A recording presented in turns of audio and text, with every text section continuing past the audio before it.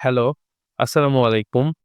তো আজকের লেকচারে আমরা ডাটাবেস থিওরির সিপিইউ শিডিউলিং এর এফসিএফএস মানে ফার্স্ট কাম ফার্স্ট সার্ভ এটার সিমুলেশন গুলো দেখব। পরীক্ষায় এই সিমুলেশন গুলাই লিখতে দেয়। তো আমরা এক্সাম্পল 1 এ আসি। আরেকটা কথা বলা দরকার, যেমন এখানে আমাদের এই যে এখানে দেখো ডিউরেশন লেখা আছে। কালারটা চেঞ্জ করে এখানে ডিউরেশন লেখা আছে। এই ডিউরেশনকে এক্সিকিউশন টাইম এবং বার্স্ট টাইম এই দুটোই বলা হয়।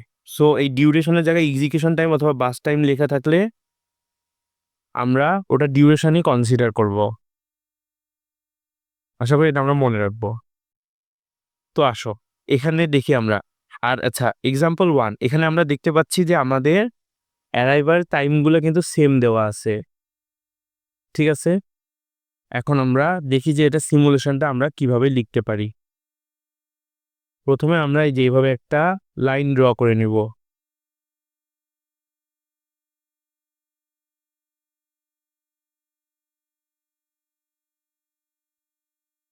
এখন দেখো আমাদের অ্যারাইভাল টাইম 0,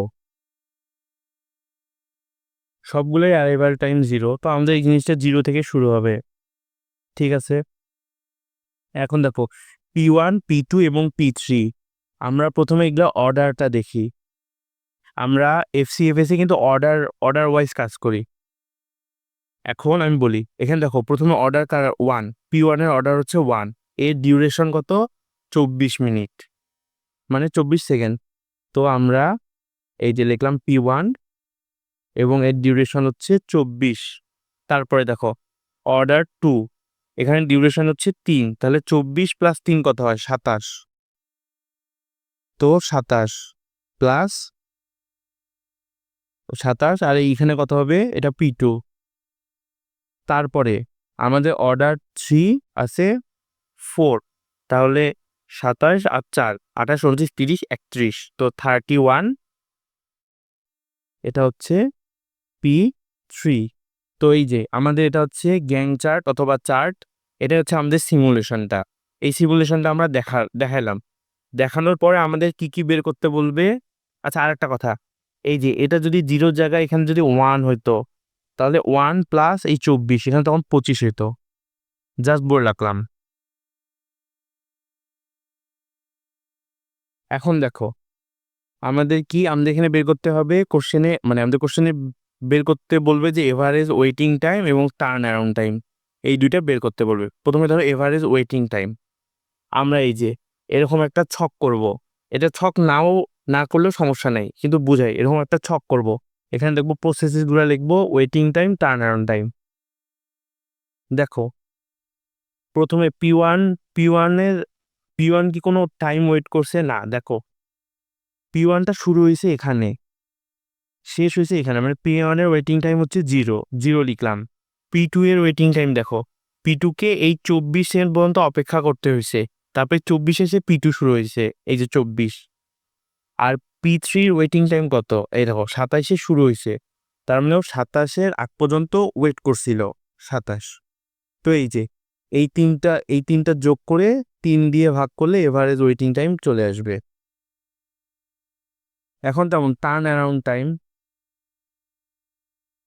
টাইম দেখো যে এই প্রসেসটা কখন শেষ হয়েছে। দেখো P1 প্রসেস কখন শেষ হয়েছে 24, তারপরে P2 প্রসেস কখন শেষ হয়েছে 27, এই যে 24 27, আর P3 কখন শেষ হয়েছে এই যে 31, সো 31। তো এই তিনটা যোগ করে 3 দিয়ে ভাগ দিলেই আমার টার্ন অ্যারাউন্ড টাইম আসতেছে।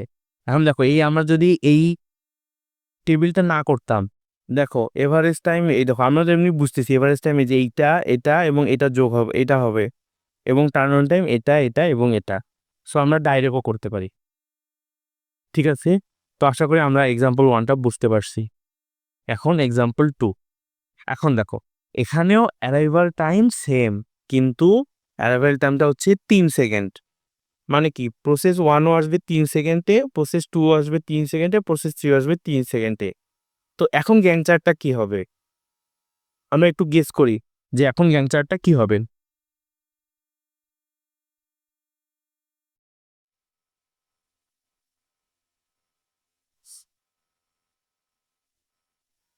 আশা করি আমরা গেস করতে পারছি।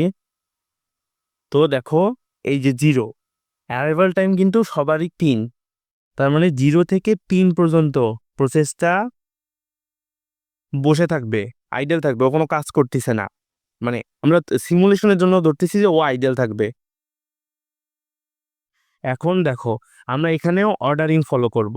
তো প্রসেস 1 কতক্ষণ চলছে? প্রসেস 1 হচ্ছে ডিউরেশন 24।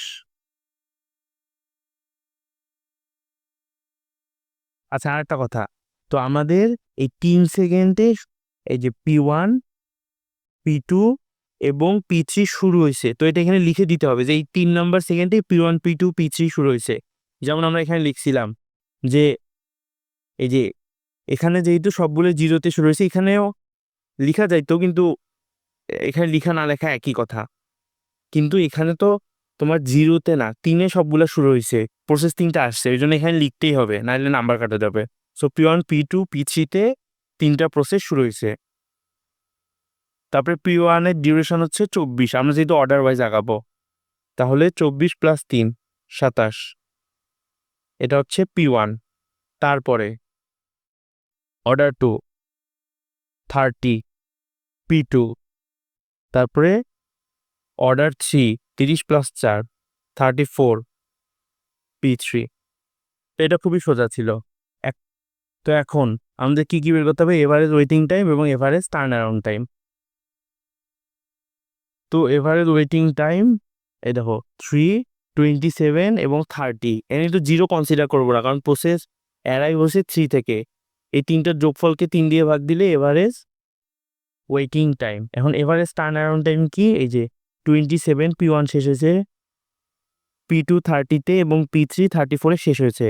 তো এই 3টার যোগফলকে 3 দিয়ে ভাগ দিলে টার্ন অ্যারাউন্ড টাইম। সো শেষ। তো আমাদের এই যে SJF এর এই 2টা এক্সাম্পল দিয়ে আমরা বুঝতে পারলাম যে